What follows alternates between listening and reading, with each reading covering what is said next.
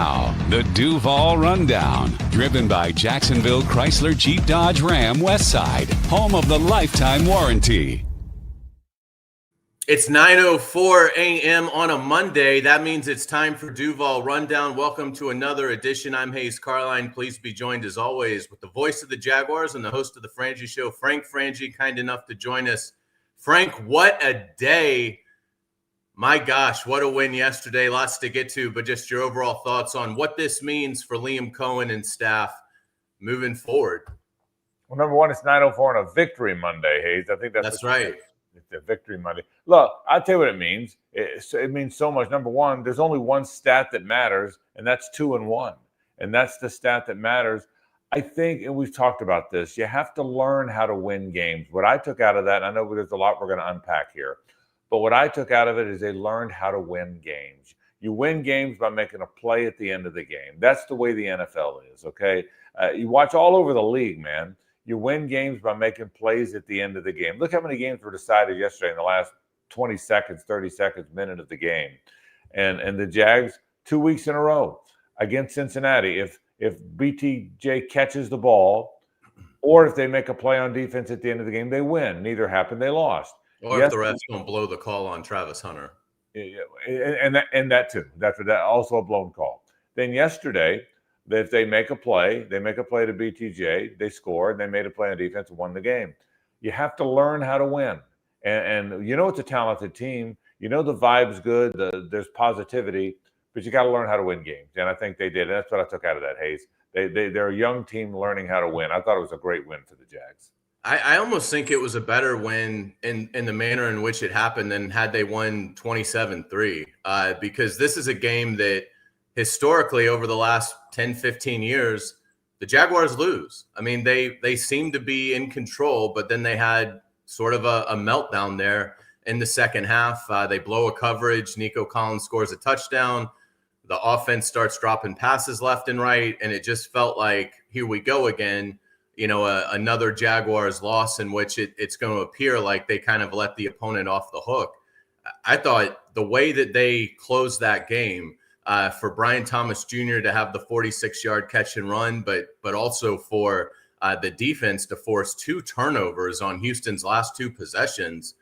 I mean, this is something that Liam Cohen will be able to reference back to the rest of this season. Yeah, I agree with you, Hayes. It's great to win 27-3 a bunch. That means you have a really good team, but you haven't really learned to win the close ones. You have to learn that at some point. You know, I heard someone say, the Jags, something bad will happen. Something bad will happen at the end of the game and they'll lose. Well, bad things don't just happen. Now, to your point, maybe the bad pass interference call on Travis Hunter is a bad thing that happened to you. But for the most part, bad things don't happen to you. You make plays or you don't. And that's the way. That's why the league's so great, right?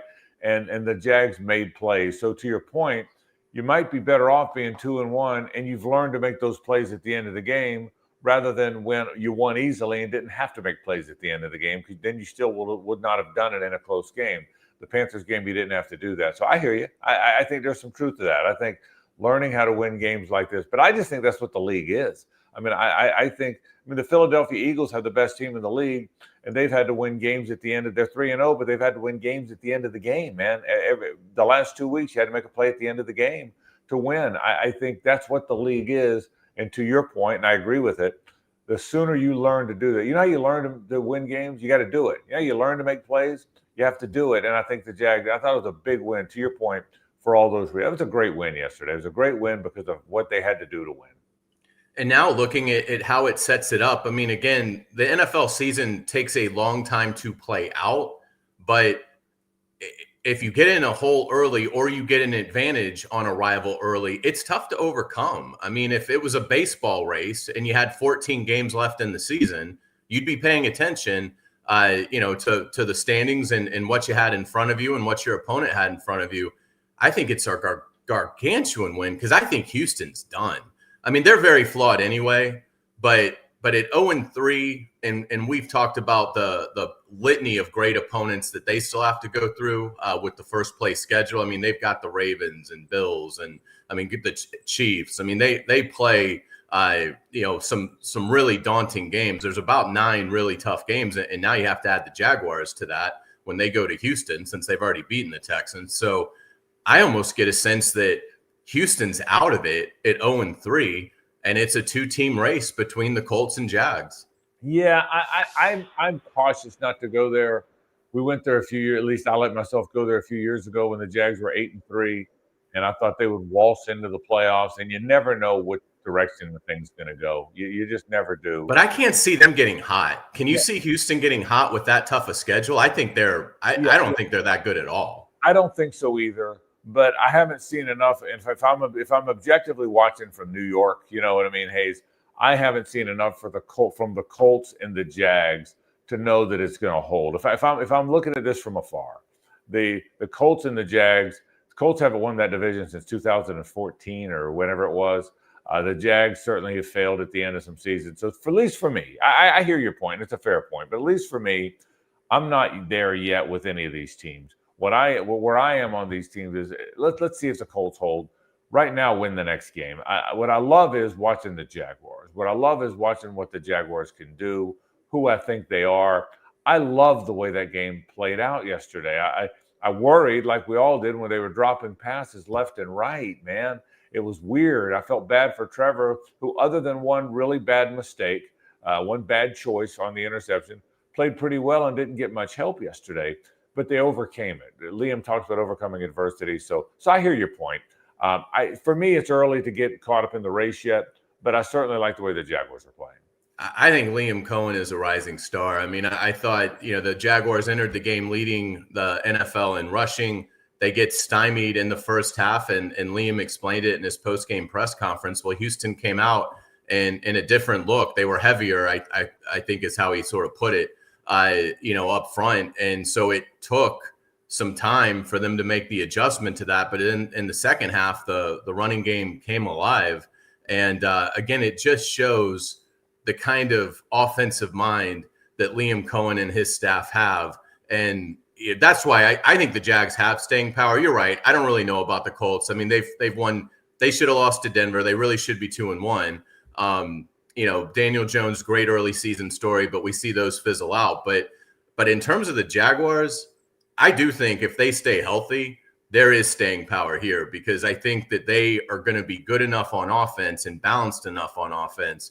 And if you're going to continue to get 3 takeaways a game, I mean, that usually doesn't go cold. I mean, they're not going to get 3 a game over the course of a 17-game season every Sunday. But I don't see this defense going from getting 9 in the first 3 weeks to only getting 4 over the next 8 weeks. Yeah, no, I hear you. It's a long year, and we've seen a lot of things change for all teams. But your assessment of the Jaguars is dead on, particularly your assessment of Liam.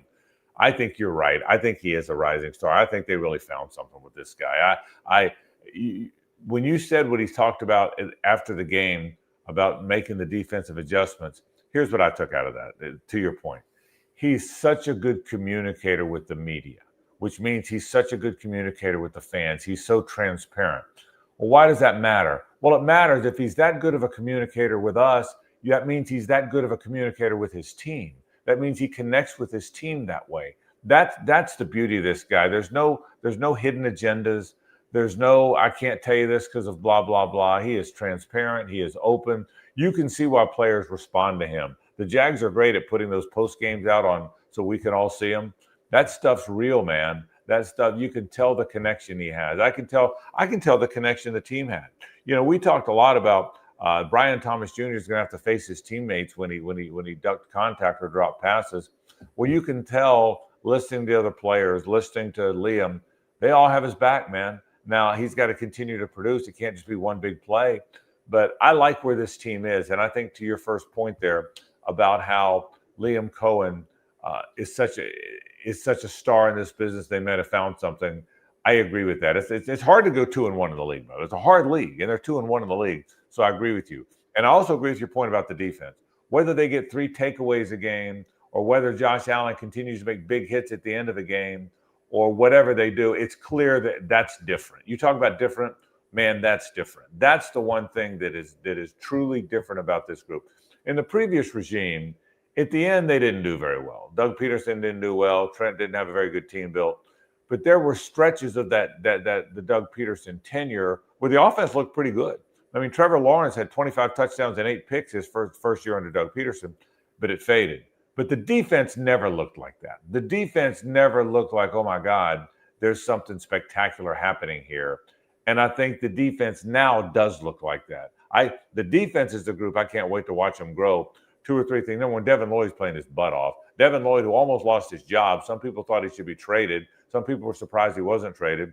He's become one of their best defensive players. Gosh, is he playing well. You know those 2 pass rushing ends are getting better every game. Trayvon's so disruptive, and Josh made the big play of the game.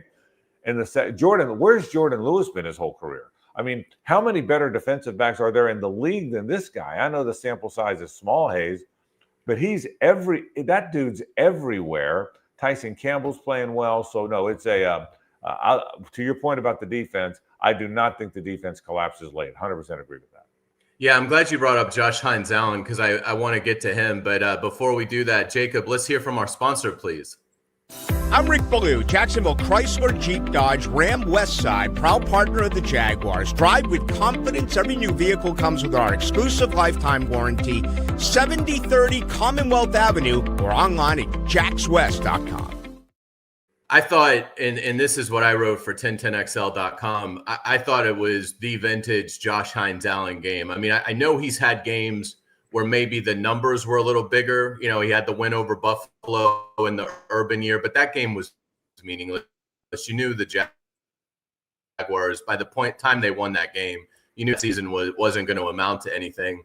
I really thought yesterday was the game that's going to be a game I remember long after Josh Hines-Allen is done playing as a Jaguar, because he dominated that game from start to finish. On Houston's second play, he knocked C.J. Stroud down and sort of announced himself, like, get ready. But he obliterated their rookie second-round left tackle the entire game. He drew 2 holding penalties. He was a constant thorn in their side. He did get a half a sack on a nice combo rush with Eric Armstead. And then he closes out the game. I mean, if Josh Hines-Allen doesn't get a couple of fingers on that C.J. Stroud ball, who knows? Maybe that's a touchdown. And, you know, you don't know where it goes from there. Maybe D'Amico Ryans elects to go for 2 and they win the game right there. Maybe it goes to overtime and Houston wins the game. I thought it's rare to see a defensive end make a play to start the game, to close the game, and be a real albatross for the opponent throughout the middle part of the game. I thought just a phenomenal performance by Josh Hines-Allen yesterday. Yeah, I did too. I read your column. I thought it was dead on. I thought he was a factor the entire game. And to your point, Hayes, these great pass rushers, Myles Garrett and T.J. Watt and the Bosa's when they were hot, and Von Miller and pick your guy, they dominate games, to your point, to the point you just made, even when they're not in the play, because of all the attention it takes to keep them from being in the play. Last week in Cincinnati, Trey Hendrickson didn't have a great stat line, but Brenton Strange, who's one of the Jaguars' most important players, did nothing on offense because he had to chip and help out the whole game. And so Trey Hendrickson's presence in that game last week kind of took Brenton Strange out of the game. Well, who knows how many? I don't know the offensive personnel of the Texans that well, but who knows how much help they had to give early. The rookie you're talking about, Arante early, I think it is. Who knows how much help they had to give him to help out on Josh Hines-Allen. I agree with you. I think Josh Hines-Allen had a big game, and I think that's just the start, man. I think he's ready to play. I think Trayvon's ready to play. There's about 4 or 5 defenders there now. Those 2, certainly Foye Oluokun, who's always playing well. Devin Lloyd, who's found a resurgence. Jordan Lewis, Tyson Campbell in that secondary. Dewey is playing a great level of football. They have a good defense. They have a good team. Again, it's 3 games in. And I'm going to contradict what I said earlier. It's a long season. Anything can happen. But I like where they are. I really do. They're in every game. They're going to be in every game. And when you're in every game, you can win, Hayes. And I think that's who they are. A couple of other guys defensively in terms of role players that I thought were very active yesterday. Dennis Gardeck, and I thought he had a couple tackles behind the line, but physical from the start, I thought helped the defense set a tone for the day. And then Antonio Johnson, we're wondering after Darnell Savage got released last week, we figured it would be more work for Antonio Johnson, and it was. He ended up playing 26 snaps. And obviously that was a heck of a pick. I mean, Hines Allen, gets enough of the ball so it's fluttering, but I mean, it's a wobbler. Antonio's got to dive down to make the play and is able to make it and secure, one of the biggest home wins that they've had in recent years. Well, let me start with Gardeck. He was on the field a lot because Houston was in base. That means the Jags were in base. I thought the Jags played more base defense. For people that don't know what we're talking about, you have 4 defensive linemen. In base defense, you have 3 linebackers and 4 defensive backs. And I'm not trying to make it elementary, but for people that, there's 3 linebackers to 4 defensive backs. When you're in a sub package, that means 2 linebackers and 5 defensive backs. And the way the Jags do it a lot of times, 1 linebacker and 6 defensive backs, and they play those 3 safeties. Well, they played a lot of base yesterday, and that's why Dennis Gardeck is in the game a lot. And I agree. I thought he was very active. He's a physical player. Look, he got a penalty on him, and I hated it because he was taken up for Ross Matisic, who got it. Ross Matisic took a cheap shot in the side of the head that when the play was over, and Gardeck lost his mind and then blasted the guy in retaliation. And as always, the officials catch the second guy. And because you catch the second guy, I'm glad he did it. I'm glad they won the game, but I'm glad he did it. The coaches may not feel that way, but I do feel that way. It was a cheap shot on Matisic, and he responded. So I love that by Gardeck. Antonio Johnson, look, Hayes, we've known he was the goods. Remember in the draft, people were shocked he kept dropping, went to the 5th round or whatever it was. And we also, whoa, that guy is legit. Well, he's got to make sure he knows what to do. He's got to make sure he's locked in and dialed in, and that's probably why he dropped a little bit. But when Antonio Johnson's ready to play, he's really talented. He's physical. He can play up there in the box if he has to. He's fast. He can play back there in center field like he did on that play. He's athletic. He can go make a big-time play to save a game. So when it all happens for Antonio Johnson, he's a heck of a player. The light just has to go on, and it looks like it has. And to your point, it has to now because Savage is gone. And it's clear they like that. They like that 6 defensive back look, that dime look, where it's 3 cornerbacks, or it's Travis Hunter, Tyson Campbell, and Jordan Lewis, and 3 safeties. And it's going to be Dewey and Eric Murray. And the third safety was Savage, making 6 defensive backs. Well, he's gone now. So now the third safety is Antonio Johnson. So they're going to use that dime look a lot. It's clear that's something Anthony Campanile really likes. And so he's a very important part of that sub package. And I think he's going to be very good for them. And that was a huge play. You're right. That was not an easy – the ball didn't pop to him, did it? It's not like he was running downfield and the ball got tipped right to him. He had to go make a football play to win the game, and he did. Certainly a marvelous victory for the Jaguars, but as Liam Cohen mentioned in the post-game celebration that you referenced, and definitely check it out if you haven't, it's amazing footage from Jaguars Digital of Liam Cohen celebrating with the team. But he talked about the stuff that obviously they will have to clean up. I mean, offensively – it was a horror show during that, third, early fourth with the drops. How big of a concern do you think the drops are? Because it went sort of from BTJ to then everybody. Parker Washington had multiple drops. ETN had a drop on a swing pass. What do you think the level of concern is in that aspect of the offense with a trip to San Francisco up next? It's a real concern. I don't think there's any question it's a concern. I mean, you can't keep dropping passes. I mean, it was bizarre yesterday that, the NFL, you don't get that many play. Everyone's kind of even. You know what I mean, Hayes, in the NFL? The Panthers just beat the Falcons 30-0. The NFL, everyone's kind even. The Browns beat the Packers, which shocked me. Correct. So that shows. So everyone's kind of even in the NFL, right? I mean, this isn't college football where someone's going to beat someone 77-0. Everyone's kind of even. So there's only so many plays to be made to win or lose games, and you can't keep dropping passes. So no, I think it's a real concern. It's happened a bunch. So they've got to get to the bottom of that. Is something happening in practice? Is the ball getting on them quicker than they thought it would get on them? Are they just in a funk? The Parker Washington one surprised me the most because he never drops anything, and He's dropping balls, and the one right over the middle was right there. It was a little behind him, but it was right in his hands. And yeah, no, I think it's a real concern. You got to get through that. Look, Brian Thomas, I'm so happy for him. And I'm so happy for the way the guys responded around him that he made that big play. And we're reminded how electric he is when he does get the ball. Man, he's fast, dude. That guy can run.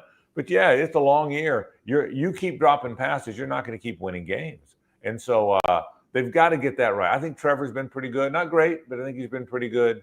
But the efficiency part of the game is what you're talking about. The shift penalties have to stop. The drop passes have to stop. They've got to find their way through all that.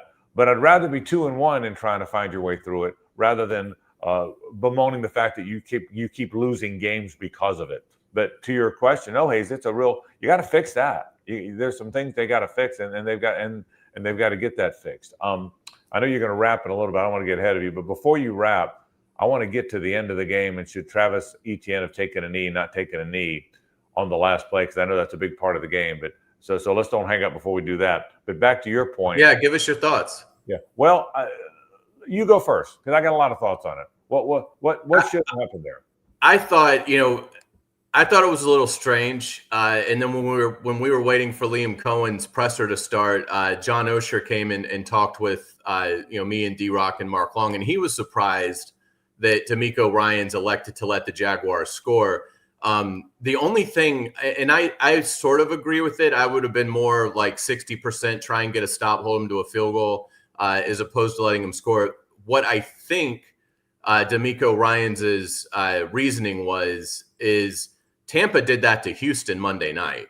It didn't look as obvious as the ETN one did, but Chubb scored from 25 yards out on a run. They hadn't run the ball at all night. And then all of a sudden there's a huge hole and Chubb runs right through it for a touchdown. Tampa Bay ends up getting the ball back. They go down, they score with 6 seconds left. They win the game. So I don't know if because that had just happened to D'Amico Ryans Monday night, he felt like, well, I'm gonna do what Bowles did to me, and I'm gonna let ETN score, because that was obvious. I mean, Tampa was at least somewhat competitive enough to where when they were asked about it, they were able to play coy, and they didn't really get into whether they allowed it. Obviously, Houston allowed ETN to score. It was a surprise to me just because if you play defense there, well, for one, the Jaguars might turn it over. It wasn't like they were playing really crisp. They weren't sitting on 38 points at that point. So, but you got 2 timeouts. So if you get the stop there, you're down 3 with probably about 50 seconds left. You're probably starting from the 35.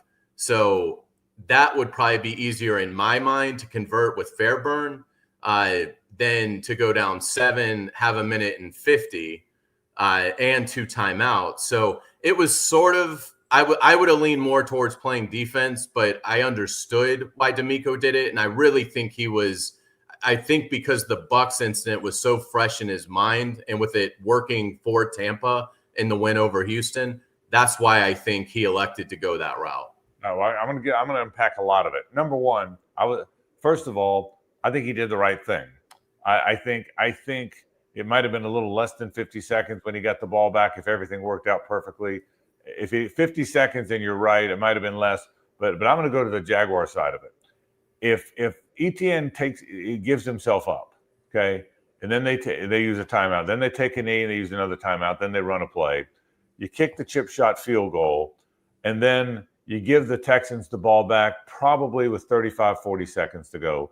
You probably wouldn't have risked miss hitting a kickoff and giving it to them at the 40. So you probably go ahead and kick it off, right? So all of a sudden now the Texans only need the field goal, to your point, right? And so my point is, logic says ETN should have given himself up. I'm glad he scored. The way things have gone for the Jaguars, don't give up points. Not when you've been a struggling team. You've lost 12 of 14 to these guys. Correct. 100%. I score the touchdown, and I can take a 7-point lead, and I make them score a touchdown to tie me, and they weren't able to do it. They were in field goal range, okay? But you make them score the touchdown, so you hit it, Hayes. You've lost 12 out of 14. A lot of people say, well, he should have given himself up. Number one, in the heat of the moment, you don't think that. You're trying to score. Right. You do. And it was from the 10, so I don't think he thought necessarily they were going to allow it. Right. But even beyond that, you hit. You've lost 12 of 14. They beat you 7 times in a row in this stadium. Don't get cute. Score your touchdown. Make them score a touchdown to tie. So I like what I said it on the air on our broadcast. Bucky disagreed with me a little bit. Jeff was kind of in between. I thought he should have scored the touchdown. And given all the circumstance, if you're the Kansas City Chiefs and you win every week, or maybe you think through it. But I think right there you go ahead and take the touchdown. So I'm glad that he did take the touchdown. And because the Texans needed a touchdown to tie, they had to take some chances, and the Jags picked them off. So I'm glad he wound up doing that. But isn't it funny that games take all these strange twists and turns? I mean, this really important division game, you and I talked about how important it was going to be. This really important division game came down to, at the end of the game, one team letting the other team score, and everyone discussing if the other team should have given itself up. I mean, it was a crazy finish to the game, no question about it. I'm glad the Jags handled it the way they did on every front. I really am. Absolutely. Well, it was a great win. 2-1 heading to San Francisco for a crucial game against the undefeated 49ers. So should be a lot of fun. This Jaguar season looks like it could really be a special one, and we're certainly excited to talk all through it. Frank, thanks so much for joining me. I look forward to seeing you on the Frangie Show at 4 o'clock. All right, hey, look forward to it, man. Big win. All right, that's going to do it for us. We'll be back on Wednesday with Times Union sports columnist Ryan O'Halloran, and then on Friday, it's Duval Rundown. We will have Rick Ballou. We will talk to you then. Enjoy the victory Monday, Jaguars. Thanks for watching Duval Rundown. All right, all good?